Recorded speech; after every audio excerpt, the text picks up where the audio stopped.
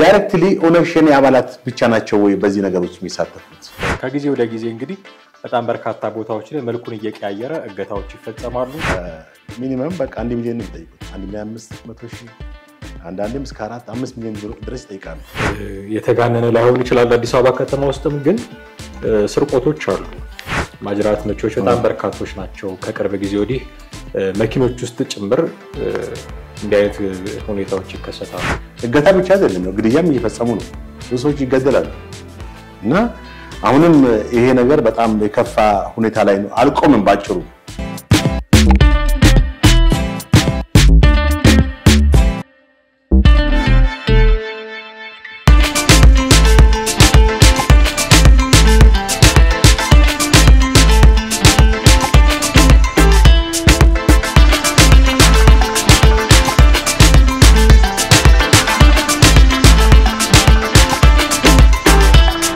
ሰላም እንዴት አላችሁ ቤተሰቦቻችን? ሐመር ሚዲያን እየተከታተላችሁ ነው። ወቅታዊ ፕሮግራማችን ላይ እንገኛለን። ጥላሁን አክሊሉና ማህደገፋ ከእናንተ ጋር ቆይታ እናደርጋለን። እስከ ፕሮግራማችን ፍጻሜ ድረስ አብራችሁን ቆዩ። ጥሪ እንዴት ነህ? እግዚአብሔር ይመስገን ሰላም ነኝ አለው። የኢትዮጵያ ውስጥ በጣም ከረጅም ጊዜ ጀምሮ ሊፋታን ያልቻለ ማለት ይቻላል። በተደጋጋሚ አንድ ያረፍ ይያል ሌላ ጊዜ ተደጋግሞ ይመጣል። የዚህ የእገታ ነገር በጣም ህዝቡን የሚያሰለች ነገር ይመስለኛልና ከጊዜ ወደ ጊዜ እንግዲህ በጣም በርካታ ቦታዎች ላይ መልኩን እየቀያየረ እገታዎች ይፈጸማሉ። አንዳንዶቹ ዝርፊያ ልትላቸው ደረጃ ነው። አንዳንዶቹ አግተው ገንዘብ ይጠይቃሉ። አንዳንዶቹም ፖለቲካል ኢንቴንሽን ያላቸውም ሰዎች ይኖራሉ። እዚህ ቦታ ብቻ ነው ብለህ ደግሞ መታልፈው አይደለም የተለያዩ ክልሎች ውስጥም እናገኘዋለንና በጣም ከረጅም ጊዜ ጀምሮ ባለፉት አመታት የእገታ ነገር አሳሳቢ ሆኖ እንደቀጠለ ነው። እንዴት ነው የምታያቸው? እስኪ መግቢያ እንዲሆነን እዚህ በተለያየ ቦታ ቢፈጸሙ እገታዎች ጥሩ ነው። እንግዲህ በተለይ በሀገራችን ካለፉት 7 አመታት ወደዚህ ማለት ይቻላል ያው ጠቅላይ ሚኒስትሩ ለስልጣን ከመጡ በኋላ ነው በብዙ ቦታዎች በብዙ ክልሎች ስርዓት አልበኝነት በተለይም ዜጎችን አግቶ ይሄን ያክል ብር አንጡና ነው የምንለቀው ካላመጣችሁ አለቅም በማለት በጣም ብዙ ሰዎችን ለከፋ ችግር ዳርገዋል።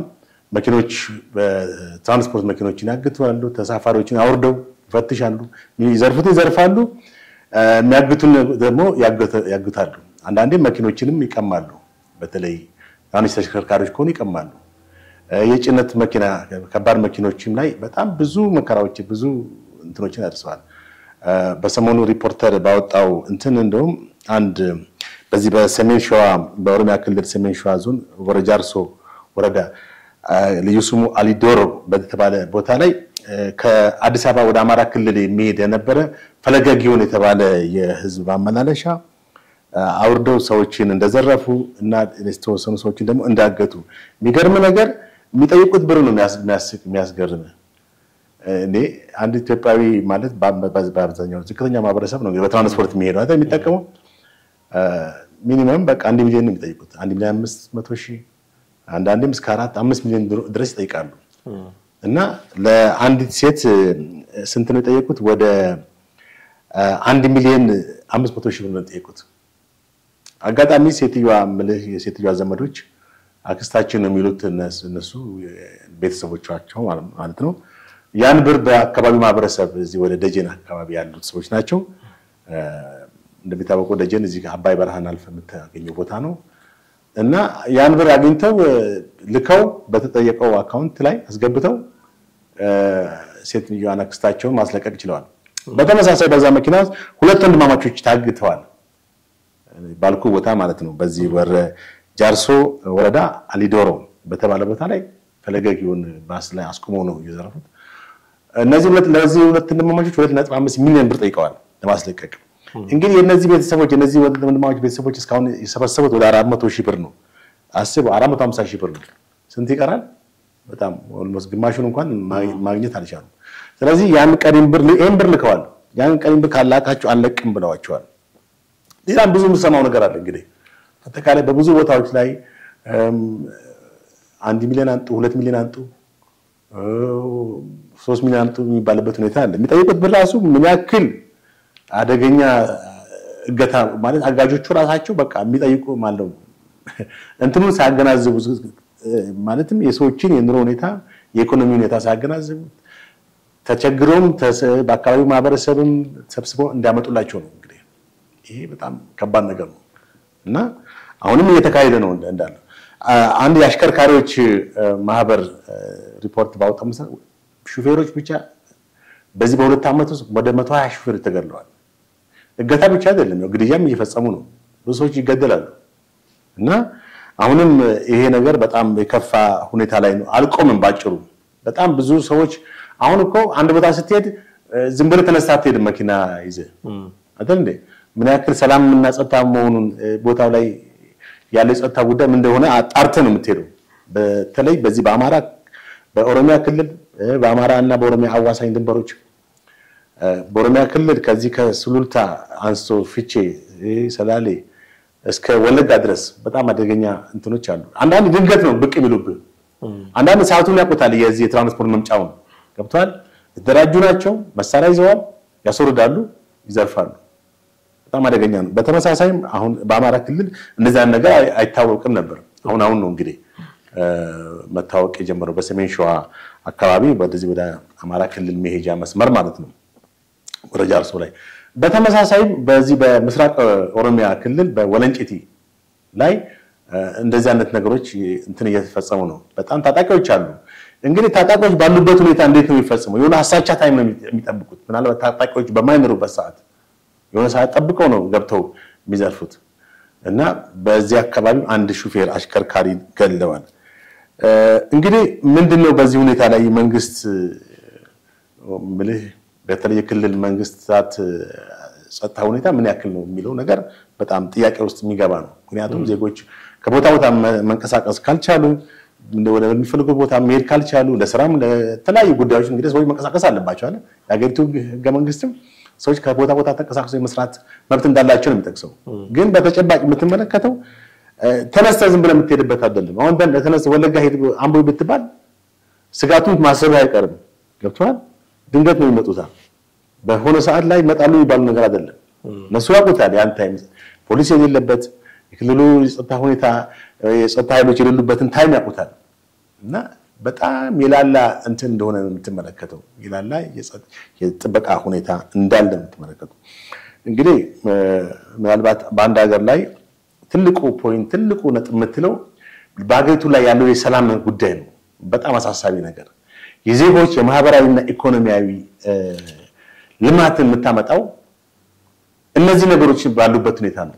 እነዚህ ነገሮች በሌሉበት ሁኔታ ስለ ልማት ብታወራ ስለ እድገት ስለ ኢኮኖሚ እድገት ወይ መንግስት ላስመዘገባቸው የልማት እንትኖች ብትናገር ምንም ዋጋ የለውም። ዜጎች በአሁኑ ሰዓት የጸጥታ ሁኔታ በጣም አስጊ ነው። አዲስ አበባም እኮ ምንም በአንጻራዊ ደረጃ ሰላም ነው የተሻለ ነው የሚባል ነው እንጂ አዲስ አበባም ላይ ብዙ ስጋቶች አሉ። እንደምታየው ነው እንግዲህ ዛሬ አንድ ሰዓት ከበኋላ ሰው በጣም ጭር ያለ ቦታ ሁኔታ ነው የምትመለከተው። ለምን በጣም አስፈሪ ሁኔታዎች ነው እንዳሉ ነው የምትመለከተው። ፊት አሁን ለምሳሌ ሳይፈርሱ ቤቶች እነዚህ ለልማት የፈረሱ ቤቶች አላል ቢያንስ መንደሮች ነበሩ ሰዎች ነበሩ በዛ ቦታ ላይ። አሁን ፒያሳ ነው ሰደው ምንም ነገር ሰው የለም በአካባቢው ፈርሷል በልማት ምክንያት። እዛ አካባቢ አንድ ሰው ነው ቢዘረፍ እና ኦቢል የሚደርስለት የለም። ሪበከንቱ የሚባል አንድ ቦታ ብቻ ነበረ። አሁን በአብዛኛው ፒያሳ አካባቢ ሪበከንቱ አይነት ሁኔታ ነው የምትመለከትበት።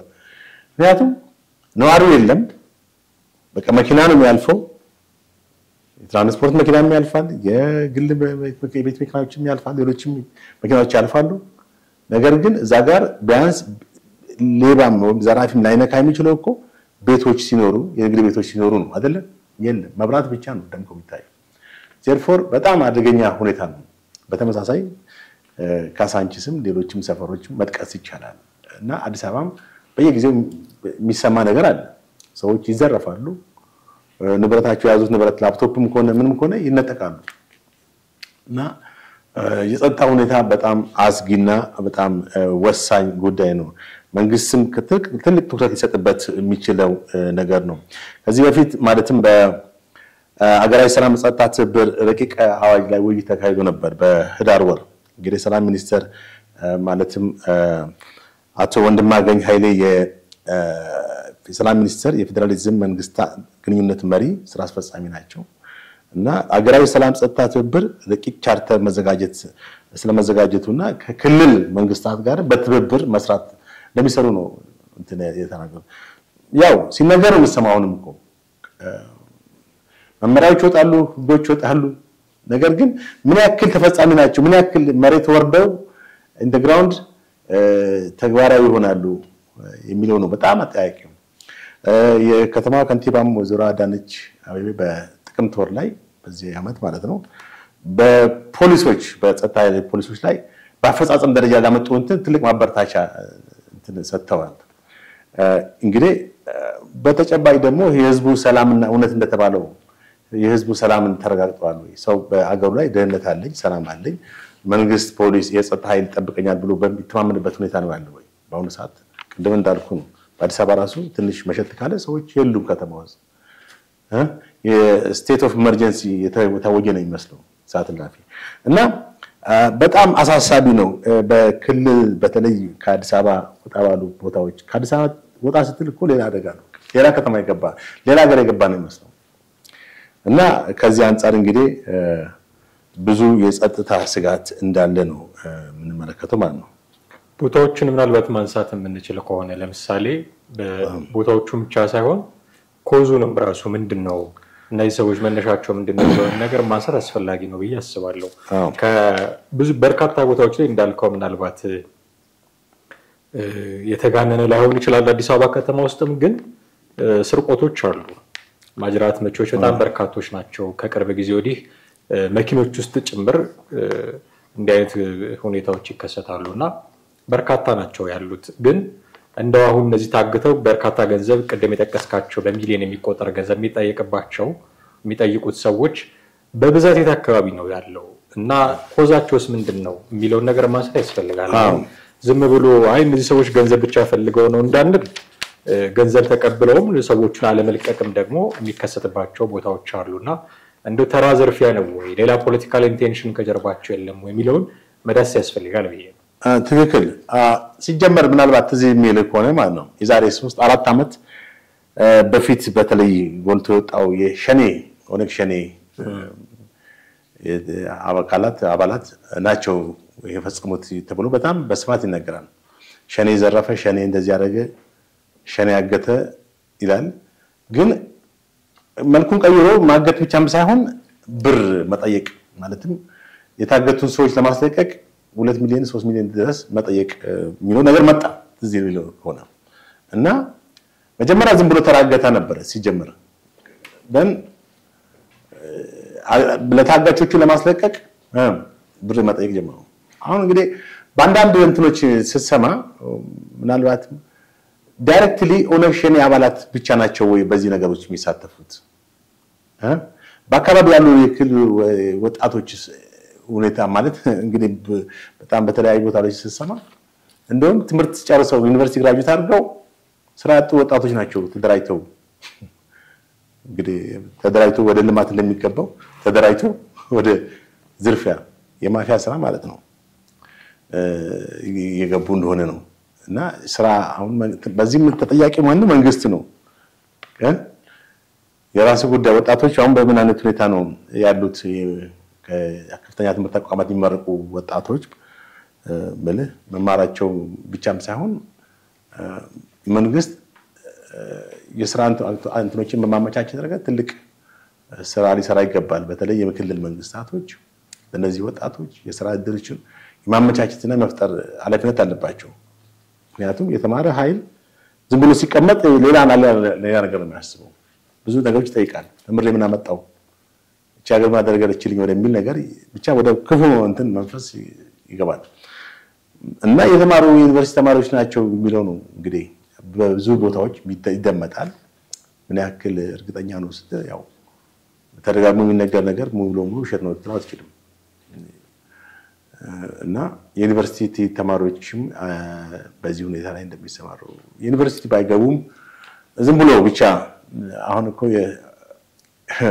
እንትኑ በጣም ተቀይሮ እንደሆነ ተመለከታለህ የሰው አመለካከት ድሮ ኢትዮጵያ ውስጥ ሚሊዮን የሚባል ብርም ወይ ሚሊዮነር ሆነ ሰዎችም ጥቂቶች ናቸው ታውቃለህ አሁን ሚሊዮነርነት በጣም ተራ ነገር ሚሊዮን የሚለው ቃል ራሱ የሰው ከሰው ስምነት ወደ ማንኛውም ሰው በእጅ የሚገባ ሀብት ያለው ነገር ሆኗል እና የብራችንም እንትን በዛው ምን ላይ እንዳለ የምታውቀው ነገር ነው ስለዚህ ምንም አይመስላቸው ሚሊዮን ብር ሲጠይቁ እነዚህ ልጆች 4 ሚሊዮን ከፍላችሁ ታወጣላችሁ 2 ሚሊዮን ከፍላችሁ ታወጣላችሁ እሱም በቃ ያ ሰውዬ ከየትም ተለቅቶም ተበድሮም ምንም ባጦም ማምጣት አለበት ነው አለበዛ እንገለዋለን የሚል ማስፈራሪያ ነው የሚሰጡት እንግዲህ ይሄ እንደ ሀገር ምን ላይ ነው ያለነው የሚለው ነው ተመልከት ዝርፊያውን ብቻ አንስተን የምንወያይበት ጉዳይ አይደለም እንደ ሀገር የት ነው ያለነው ታዋቂ የእስልምና አስተምህሮ መምህር ኡስታዝ አቡበከር በአንድ ቪዲዮ ላይ ሲናገር እንደሰማሁት በጣም እንደ ሀገር ሙተናል ነው ያለው በጣም ትክክል እኮ ነው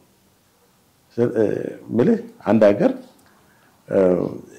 መንግስት ላለው ብቻ የተወሰኑ ማህበረሰብ ወጥተን ስለገባን ብቻ እንትን ልትላት ይችላል በታሪክ ፌልድ ስቴት የሚባል እንትን አለ ወይም የወደቀ መንግስት አለ ግን መንግስት ጸጥታና ሰላም ማስከበር ካልቻለ ፌልድ ስቴት ይሉታል አንዳንዴ ደግሞ ፍራጃይል ስቴት ይሉታል ልማቱንና እንትኑን ያስቀጥላል ነገር ግን የጸጥታ ጉዳይ ላይ ምንም ኮንትሮል ማድረግ አልቻለም የሰላማዊ ዜጎች ወጥተው መግባት በማይችሉበት ሁኔታ ላይ እንደዚህ ከበዛ አሁን በአማራ ክልል እስቲ አንተ ሂድ ብትባል አንተ ባህር ዳር ትሄዳለህ ተነስተ ለስራ ጉዳይ ባህር ዳር ለመድረስ የኦሮሚያ ክልልን አልፈን የምትሄድ አይደል በሰሜን በዚህ በእንትን እና ከባድ ነው ማለት ተጠያቂው ይሄን ጉዳይ መፍታት ያለበት መንግስት ነው ኦፍ ኮርስ የኃይልን በብቸኝነት የመጠቀም ስልጣን እሱ ስለሆነ ያንን ተጠቅሞ መፍታት አለበት ምናልባት ጥያቄ ውስጥ የሚገባ ነገር ላይሆን ይችላል ግን ተጠያቂነቱን የሚወስደው መንግስት ብቻ ነው ወይ የሚል ጥያቄ ደግሞ ማንሳት ያስፈልጋል ምክንያቱም መንግስት ሆን ብሎ ያደረገው ያለው ነገር አይደለም መቼም መንግስት ላይ ተቃውሞ ያላቸው ሰዎች ወይ የራሳቸውን ኬስ መሙላት የሚፈልጉ ሰዎች የተለያየ ምክንያት ለናነሳ እንችላለን መንግስት በተገቢ ደረጃ አልተቆጣጠረውም እና አላስታገሰውም አንድ ነገር ሆኖ ሳለ መንግስትን ብቻ ተችቶ ማለፍስ ደግሞ እንችላለን እነዚህ ሰዎች ሊነገራቸው የሚገቡ ሰዎች አይደሉም ወይ የዜጎችን በሰላም ወጥቶ መግባት እንቅስቃሴ የሚያስታጉሉት እነሱስ አይደሉም ወይ ለምን ነው ሁሉ ጊዜ እንዲያኔ ነገር ሲነሳ መንግስት እንዲሆነ መንግስት እንዲያደርጉ ይባላል ትልቁም ፐርሰንት የሚወስደው መንግስት ነው በእርግጥም ምክንያቱም ማስታገስ መቻል አለበት መንግስት ያስፈልገው ከምንም በላይ የዜጎቹን ደህንነት ለመጠበቅ ነው ተቀዳሚ ያለመው ይሄ ነው ከዚህ በመለስ ግን እንደ መንግስት ላይ ያለው ነገር ሁሉ ደፍድፎ እነዛኞቹን ደግሞ አጽድቆም መሸኘት የሚገባም አልመሰለኝም እና ሊነገራቸው አይገባም እነማን ናቸው ኞቹ አጋጆቹ ራሳቸው እንግዲህ አጋጆቹ ብዙ የማየው ምስል ለምን እንደሆነ ታውቃለህ መንግስት ነው የሚያገተው የሚል አመክንዮ የሚያነሱ ሰዎች አሉ ሆም ብሎ ትቷቸው ነው የሚል አመክንዮ የሚያነሱ እኔ በየትኛውም አመክንዮ መንግስት ሀገር ውስጥ ሰላም እንዳይሆን ይፈልጋል በይ አልገምትም ምክንያቱም ሰላም አይደለም ማለት የሚጎዳው ኢሜጅህን ነው ኢንተርናሽናል ኢሜጅህን ይጎዳል ዲፕሎማሲውን ይጎዳል ስለዚህ ከዛ አንፃር ሰላም እንዲሆን አይፈልግም የሚል አመክንዮ ነው ብዙ አይወጣ አንዳንዴ የሚሰጡ መላምቶች ወይም ይሄ ዝም ብሎ ተነስቶ የሚሰጡ ሐሳቦች ምንም ሎጂካል ሪሌቫንስ አይደሉም ምንም መሰረት የሌላቸው ነገሮች ያው ሲነገሩ ሰማለ መንግስት ምን ለምን ነው የሚያግተው መንግስት ልትወቅስበት የምትችል ብዙ ነገሮች ያሉ አንተ ሂዶ ትራንስፖርት መኪና አስቆሞ እንትኖች የሚያግትበት ምንድነው ፋይዳው ለመንግስት የራሱን ኢኮኖሚ ያበላሸው ገባ እና አንዳንዴ ነገሮችን በአመክንዮ ማየቱ ጥሩ ነው ይሄ ነገር ምን ያክል ልክ ነው ልክ አይደለም ብሎ አናላይዝ ማድረግ ይሻላል እንጂ መንግስት አግቶ ምንድነው የሚጠቀመው በከፋኖ ጋር ባለው ግንኙነት ነው ቤኔፊት ፖለቲካል ትርፍ የሚያገኘው ከሸኔ ጋር ባለው ነው የሚለው እነሱ የማያደርጉት ነገር ቢሆን እና መንግስት ቢወቅሱበትም እኮ አንድ ነገር ነው አሁን ከሰሞኑ አረቄ ቤት ውስጥ ያዝናቸው ብለው ያገቷቸው ሰዎች አሉና እንደ ነብስ አባት ለሰዓት ገባላችሁ ተጠመቃላችሁ ይያሉ ተዛዝም የሚሰጡ ደግሞ ነበሩ ካሁን በኋላ አረቄ ቤት ትከፍቺና ትሰሪና የሥራ ድርሻን ሁሉ ነው ይመርጡልህ አግተው እኮ ያበቁ የሥራ ድርሻን ይመርጡልሃል ካሁን በኋላ ይሄን የምትጠጣው መጠጥ ይመርጡልሃል ከዛ እንደ ሃይማኖት አባት ንስሐ እንድትገባ ደግሞ አሁን እነዚህ ሰዎች መሳሪያ ነው ያዙት መስቀል ነው ያዙት ብለ እንድትጠራጠሩ ብሎ ያደርጋልና እነሱ ያደረጉት ይማገቱም እኮ ያደርጉታል አይተናል ሰዎች ትልልቅ ሰዎች ለሰማይ ለምድር የከበዱ ሰዎችን በእንብርክክ ሲያስኬዱ አይተናቸዋል አይደል እነዚህ የመንግስት ጀሌ ናቸው ብለው እኛን ለምክክር ሊጠሩ ነው የመጡት ብለው በእንብርክክ ነው ያስኬዷቸው አይኛ ምክክሩ ላይ አንሳተፍም አንደራደርም እኮ አንድ ነገር ነው ግን በእንብርክክ ማስኬድ ሁለት ጸጉር ያወጡ ሽበት ያወጡ ትልልቅ ሰዎችን በእንብርክክ የሚያስኬዱት እነሱ ናቸው አስተማሪዎች ትምህርት ቤት መክፈት አለብን ብለው ሲሄዱ የሚያግቱት እነሱ ናቸው። ይሄ አማራ ክልል ውስጥ በስፋት የምናየው ነው።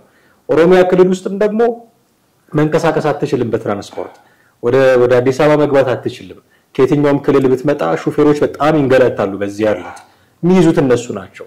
እነሱ ይሄንን እያደረጉ መንግስትን እንዲያደርገው ብለው ደግሞ ለማለት አፋቸውን ሞልቶ ሲናገሩ ምስቀቅ አይላቸውም። አሁን ሁለቱንም ወገን መውቀስ አለብን የምለው ከዚህ አንፃር ነው። እነሱ ማገታቸውን ማቆም አለባቸው መንግስትን ለመውቀስ፣ መንግስት ደግሞ የሚታገቱ ሰዎች እንዳይታገቱ የራሱን የቤት ስራ መወጣት አለበት ከሚል መነሻ ነው ጥያቄ ያነሱ። ትክክል። በጣም ያሳዝን ነው። በኢትዮጵያ እንግዲህ በጣም ብዙ ኳሊቲ የሆኑ ምንመካባቸው ሴቶች አሉን አይደል? ባህላችን፣ የተለያዩ አኗኗራችን፣ ግብረገባችን ወይም ይሄ ሞራሊቲ የሚባለው ሃይማኖታችን የተለያየ ሃይማኖት ውስጥ ሆነን ሁሉ በሰላም የምንኖር ህዝቦች ነን እና ሌላው ዓለም የሌለው ነገር እኛ ጋር ብዙ ነገሮች አሉ። አሁን ሰዎችን በእንብርክክ ማስሄድ በጣም አንዳንድ ጊዜ አስነዋሪ ነገሮችን ስትመለከት በኢትዮጵያ ውስጥ በቃ የሞራል እሴቶቻችን የሞራል ቫልዩ የሚባሉ ነገሮች እንደተሸረሸሩ ወይም እንደተደመሰሱ ትመለከታለህ። ይሄ ሞራሊቲ ብሬክዳውን ላይ ነን። የሞራሊቲክስና ኤቲክስ ወይም ግብረገብነትና የስነ ምግባር እሴቶቻችን አሉ የምንላቸው አየህ ትላልቆችን አዋቂዎችን በእድሜ ከፍ ያሉ ሰዎችን ማክበር፣ ሀዘኔታ፣ ሆስፒታሊቲ ማለትም ሰዎችን በክብር ተቀብለ ማስተናገድ የመሳሰሉ ኢትዮጵያዊነት ነው። ሆስፒታሊቲ ማለት just accepting guests እንግዳን በመቀበል ባህላችን እንኳን ሌላ አይደለም የውጭ ሀገር ሰዎችን በስነ ስርዓት የምንቀበል ህዝቦች እናንተ ብለው የሚወራው እንግዲህ ብዙ ወዘተርፈ። አሁን ግን እርስ በርስ ምን እየሆነ ነው? አንዱ ሌላው ላይ በጣም አደገኛ የሆነ ጉዳትም ጥቃትም ያደረሰ እንደሆነ ነው ተመለከተው። በጣም ደግሞ ኢሞራል የሆኑ ነገሮችንም ሲፈጸሙ ታያለ። አሁን ነገ ከነገ ወዲያ ደግሞ ምን እንደሚፈጸም አናውቅም። አየህ እና ቅድም ያነሳው ነጥብ ምንድነው? መንግስት ነው የሚሉ ሰዎች አሉ። ምክንያታ ኢሪሌቫንት የሆኑ ሰዎች ምንም ተጨባጭ መሰረት የላቸው። አሁን መንግስት እንደ አንድ መንግስት ስትል እንግዲህ ትልቅ ተቋም ነው አንድ ሀገር የሚያስተዳድር መንግስት እንደዚህ አይነት አጀንዳ እንደሌለው ምንም ጥርጥር የለውም። ምን ኢሜጁ ማበላሸት ነው። ነገር ግን በመንግስት ውስጥ ያሉ በፌደራል በክልል መንግስታት ውስጥ ለምሳሌ ቆይ አንድ የመንግስት አካል አጠፋና አጠቃላይ መንግስትን እኩል ተወቅስ አትችልም። ሙስና ውስጥ ገባና እንደሆነ ሰው ይሄ መንግስት በሙስና ላይ ነው ያለው ብለህ አጠቃላይ ጅምላ ፍረጃ ሌቭል ልታደርግ አትችልም። ማስ ሌቭሊንግ ይሄ ጅምላ ፍረጃ አትችልም። አንድ ሰው ሰረቀና ኢትዮጵያ ሌባ ነው አትልም። ኢቭን በአንድ መስሪያ ቤት ውስጥ ለምሳሌ በንግድ ባንክ ውስጥ አንድ ሰው የሆነ ብር ባንኩን ዘርፎ ወጣ ወደ ውጭ ቢባል ንግድ ባንክ ሰራተኞች ሌቦች ናቸው ብለህ ዜና አትሰራም? አይቻልም በጭራሽ። በንግድ ባንክ ውስጥ የሚሰራ አንድ ግለሰብ ስሙን ጠቅሰህ ያው መረጃው በትክክል ካገኘው ነው እና በመንግስት ውስጥ በመንግስት መዋቅር ውስጥ ያሉ ሰዎች ምናልባት እንግዲህ በክልልም ይሁን በፌደራል ስፔሻሊ በክልል ጥቃትም ያው እገታም ይፈጸመው በክልል ስለሆነ በአማራም ክልል በኦሮሚያም ክልል ስለሆነ በክልል ያሉ የሲቪል አስተዳደሮች የፖሊስ የጸጥታና ፖሊስ አመራሮች ኃይሎች ላይ በጣም ጥብቅ የሆነ እንትን መወሰድ አለበት። ምናልባት መንግስት የሚጠረጥራቸው ሰዎች ከሆኑ በቃ እነዛን ሰዎች በጣም ኢንቨስቲጌት ማድረግ የበለጠ መፈተሽ ግንኙነት ካላቸው። ምክንያቱም እነዛ አጋዦች በሚሊዮን ብር ነው የሚጠየቁት። ሽፋን ከሰጠህም ከለላ ካደረክልኝ ከሚሊዮን ብሩ ግማሹን የሆነ አንድ አራተኛው ሰጣሉ ሊሉ ይችላል። ከአንድ ሚሊዮን ብር 250 ሺህ ብር ካታገኛለህ ካለው አንድ ጸጥታ ፖሊስ ትንሽ ያቋም መዛነፍ ሊገጥመውና እሺ ሊል ይችላል። ገባ? በዚህም ጊዜ ሰዎችን አጋልጦ ሊሰጥ ይችላል። ሰላማዊ ሰዎች ሊታገቱ ሊዘረፉ ይችላሉ። እና በክልል ያሉ የፖሊስ ኃይሎች የጸጥታ ኃይሎች የክልል ጸጥታ ኃይሎች በጣም መፈተሽ ያለባቸው ጉዳይ ነው። የምረን እኮ ምክንያቱም እንግዲህ እነዚህ ሰዎች መንግስት ባለበት ህግ ባለበት ሀገር ነው። ዝም ብሎ በረሃ ላይ አይደለም የሚያካሂዱት እንትን አገሪቱን የሚያስተዳድር አንድ ትልቅ መንግስታዊ መዋቅር ባለበት ከፌደራል እስከ ክልል እስከ ወረዳ ዞን ምናምን በድረስ የተዘረጋ ሰፊ መዋቅራዊ አስተዳደር ባለበት የጸጥታ ኃይል መከላከያ ፌደራል እነዚህ ሁሉ ባሉበት የክልል ወታደሮች ባሉበት ሁኔታ ሚሊሻዎች ባሉበት ሁኔታ ሰዎች ሲዘረፉ በጠራራ ፀሐይ ሲሉ በጣም ከባድ ነው አይ እና ነገሩን በእንትን ሁኔታ ነው የምንመለከተው አንደኛ መንግስት ትልቅ ኃላፊነት አለበት በቃ የዜጎችን ነፃነት የማስጠበቅ ኃላፊነት አለበት አሁን ኃላፊነት አለበት የሚለው ነገር ተደጋግሞ ይነሳል ኃላፊነት እንዳለበት በእርግጠኝነት ያውቃል የቁርጠኝነት ችግር አይመስልም አሁን የተለያዩ ሴክተሮች ላይ ያለውን ያፈጻጸም ብቃት ሰታይና እንዲህ አይነት የጸጥታ ጉዳዮች ላይ ያለውን ያፈጻጸም ብቃት ሰታይ የሰማይና የምድር ልዩነት ሆኖ ታገኘዋል ለምሳሌ ኮሪደር ልማቶች አንዳንድ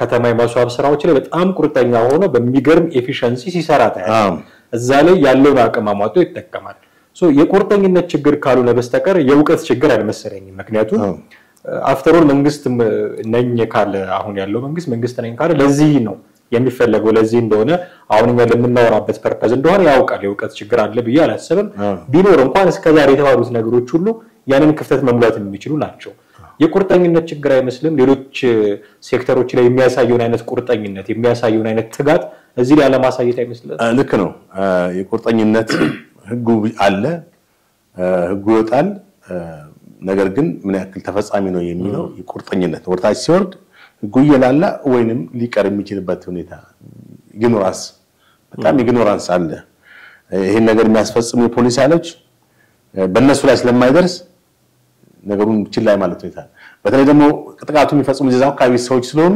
ምናልባትም የመታወቁ ሁኔታ ምናልባትም ከነዚህ ሰዎች ጥቅም የመጋራት ሁኔታም ሊሆን ይችላል ቅድም ለዛ ነው እኮ መፈተሽ አለበት የፖሊስ ጸጥታ ኃይሎችን በምን ሁኔታ ላይ ናቸው ያሉት ጥበቃ እንዴት ነው የሚያደርጉት ገብቷል ባለፈው የአዲስ አበባ ከንቲባ ወይዘሮ አዳነች አቤቤ ፖሊስ በጥቅምት ወር መሰለኝ ባሳየው የመሻያ አፈጻጸም ብቃት ነው ያሉት የአዲስ አበባ እንግዲህ ኦኬ ጥሩ ነው እንደዛ ከሆነ አፕሩቭ አድርገዋል ማለት እንደዛ ያፈጻጸም ብቃት ብለው በጣም አፕሪሺዬሽን ሰጥተዋል እና ሽልማትም ሰጥቷቸዋል መሰለኝ የፖሊስ መምሪያዎችና ሌሎች የፖሊስ አካላት ላይ ዋታባው የክልል እንትኖች ፖሊሶችስ የክልል ፖሊሶች ምናልባት ይሄ ልክ ነው ብለን እንቀበለውና ከንቲባ ያሉትን የክልል ፖሊሶች ክልል የፖሊስ መምሪያዎችስ በዛ ስታንዳርድ ናቸው ወይ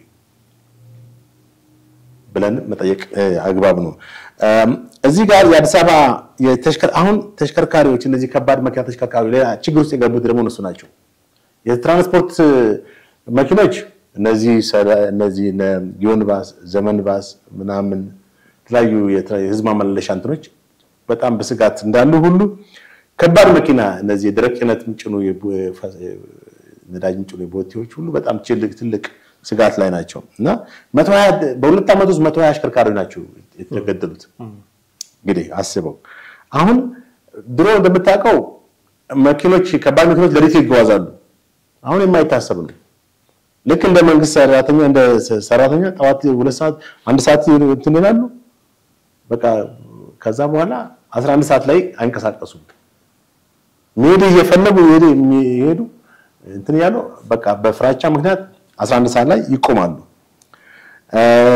የአሽከርካሪዎች ፕሬዝዳንት ዋናው ፕሬዝዳንት ሲናገር ለመከላከያ ሚኒስቴር የትራንስፖርት ሎጂስቲክስ ሚኒስቴር የኦሮሚያ ክልልና የጸጥታ አካላትን ሲጠይቅ ምላሽ ይሰጡናል ያው ፖዚቲቭ እንትን ሪስፖንስ ታውቻ ነገር ግን ችግሩ ያለው የከተማ አስተዳደሮች ላይ ነው ይላሉ ከቀናት በፊት ለሚመለከታቸው መንግስት አካላት በድጋሚ ደብዳቤ ያስገብተናል በአማራ ክልል ያለው ሁኔታ አስቸጋሪ ስለሆነ በክልሉ ድንገተኛ ክስተቶች ይፈጠራሉ ይላል ይሄ ነው ብለን ሐሳብ ማስጠበቅ ችግር ነው ያለው ስለዚህ አሁን የከተማ አስተዳደሮች ማለትም በከተማ አስተዳደር ያሉ የመዋቅሮች የጸጥታ ጉዳይ ሌሎች መንግስታዊ መዋቅሮች በጣም ችግር እንዳለባቸው ነው ማህበሩ እንትኑ የማህበሩ አሽከርካሪዎች ማህበር ፕሬዝዳንት የተናገረው እና እንግዲህ የመንግስት አካላት አስፈጻሚ አካላት ላይ አቤቱታ ሲቀር ምን ያህል በቁርጠኝነት ቀደም ያልከውና ጥብቅ እኮ ነው የቁርጠኝነት ችግር ነው አየ እንዴ ሊያሳፍራቸው ይገባል እኮ በጣም እነሱ በኃላፊነት እዛ ቦታ ላይ በመንግስት አካል ተብለው ቁጭ ብለው እዛ ጋር መኪና ታግቶ አጋቾቹ ስንት ሚሊዮን ብር እንደዚህ ሚሊዮን ብር ጠየቁ ተብሎ ሲነገር የከባድ መኪና አሽከርካሪ ተገደለ ሲባል መኪና ተዘረፈ ሲባል በጣም ሊያፍሩ ይገባል አይደል እንዴ? ዝም ብለው መደበኛ ስራቸውን ከቀጠሉ ሰዎቹ በቃ ነገር አለሙን ሁሉ ተተው ሌላ ስራ ነው ይሰሩ ማለት ያለው ማለት ነው። እና ተጠያቂዎችም ናቸው ደግሞ ተጠያቂዎች ናቸው። ቅድም እንዳልኩት እነዚህ የሚጠረጥራቸው መንግስት አይል እንትኖች ጸጥታ ኃይሎችን ጀስት ተጨማሪ ምርመራ ፍተሻ ካሉበት ደርግ የማቅረብ ኃላፊነት አለበት። መንግስት ይሄን ዳተኝነት የሚያሳዩት ግኑራንስ ያላቸውን ደግሞ ከቦታ ማንሳት በቃ በዚህ ደረጃ ቁርጠኛ ሆነ መስራት ይሄን ደግሞ ለማድረግ መንግስት የፌደራል መንግስት ከክልል መንግስታት የፌደራል መንግስት በክልል መንግስታት ጣልቃ ይገባ የሚለው እሱ ሌላ ተረተረት ነው። ህገ መንግስት እየናድክ እንዳይሆን ያው ኖ ህገ መንግስት ተመልከት ህገ መንግስቱ አንቀጽ 52 ላይ ተቀምጧል የክልል መንግስታት ስልጣን ሙሉ ፌደራል መንግስቱ ከውጭ ሆነ ያቻ የሚል ነገር አልተጻፈም። ያው ሊገባበት የሚችልበትም ደግሞ ከክልሉ አቅም በላይ ከሆነ ፌደራል መንግስት ኢንቮልቭ ማድረግ ኃላፊነት አለበት ስልጣንም አለበት ክልሉ የሚል ዝም ብሎ ኢንቮልቭ አያደርግም እኮ ከክልል መንግስታት ጋር በግንኙነት በጋራ በትብብር መስራት ነው በቃ። አብዛኛው አሁን እየተካሄደ ያለው ምንድን ነው? ከአዲስ አበባ ተነስቶ ወደ ክልል በሚሄዱ ወደ አማራ ክልል ኦሮሚያ ክልል በሚሄዱ መኪኖች ነው። ቅድም እንዳልኩት እዚህ ወረጃርሶ በተባለው ኦሮሚያ ከሰሜን ሸዋ ወረጃርሶ አሊዶር በተባለው ቅርብ ጊዜ እኮ ነው ሪፖርተር ይዞ ወጣው። ሪፖርተር እሁድለት ነው ይዞ ወጣው በቀደም ማለት ነው። ግን መጋቢት ወር ውስጥ ነው የተካሄደው። ስንት ጠየቁ? 1,500,000 አንድ ሴት ጠየቁ። 2.5 ሚሊዮን ደግሞ ለአንድ ሁለቱን ማውጣት ጠየቁ። አጠቃላይ ወደ 4 ሚሊዮን የጠየቁት። እንግዲህ እነዚህ ልጆች ቁጭ ብለው ያገቱ ይሄ ሚሊዮን ብር የሚያገኙ ከሆነ እኮ ዳር መልቲ ሚሊዮነር ሆነዋል እኮ። ስለዚህ ምን ስራ ማያስፈልጋቸውም። አሁን መንግስትም ማድረግ አለበት ያለውን አለን። ሰዎቹም እነዛ አጋቾችም ስተተኞች ናቸው አለ። እንሰብስበውና ጉዳዩን ዜጋው ምንድነው ማድረግ ያለበት? ሃይማኖት አባቶች ምን ይጠበቃል? አሁን ብዙ ጊዜ ሃይማኖት አባቶች ምን ማድረግ አለባቸው ሲባል እንደሱ ፖለቲካ ውስጥ አይገቡም። የሃይማኖትና የፖለቲካ የመንግስትና ሃይማኖት ምናምን ተለያዩ ናቸው የሚሉ በርካታ አመክንዮች ይነሳሉ። ግን ወደድንም ጠላንም እዚህ ሀገር ላይ ከመንግስት በላይ ተሰሚነት ያላቸው የሃይማኖት ተቋማት ናቸውና እነሱንም ደግሞ ሲይ መስማት መቀበል ይኖርብናል ብዬ አስባለሁ። ጉዳዩን መሰብሰብ እንድንችል የችግሩ ቀጥተኛ ተጋላጭ የሆነው ዜጋውና የሃይማኖት አባቶች ምንድነው ማድረግ የሚገባቸው ከነሱ ነው ይተበቃል የሚለውን አይተን እናብቃ። ኦኬ ጥሩ። እንግዲህ ይሄ የመንግስት ኃላፊነት ነው ብለን ስንል ነገሮች ሁሉ በመንግስት ላይ ብቻ ይለቁ ማለትም አይደለም። ሁሉም ዜጋ ኃላፊነት አለበት።